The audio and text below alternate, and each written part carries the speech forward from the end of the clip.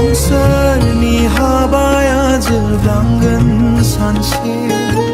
सुबुंनि सानाया गोमालांगोन सानसे नाथाय फोरबु जिसुनि रावा माब्लाबाबो गोमानाय नंथारा अराय सम थागोन जेब्लायबो थाथारागोन इसोरनि बाथ्राया सैथो बेयो थार जिउआव लामाया सैथो जोंनि थाखायनो सोर आरो बुहुमा गोमालांगोन नाथाय इसोरनि बाथ्राया अरायबो थागोन सान आरो अखाफोरा गोमोरब्लाबो हा आरो दंफां लाइफांफोरा जोबस्रांब्लाबो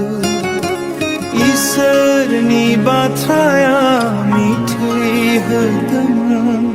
फोरबुनि सैथोआ जोंखौ रैखा खालामगोन फोथायदो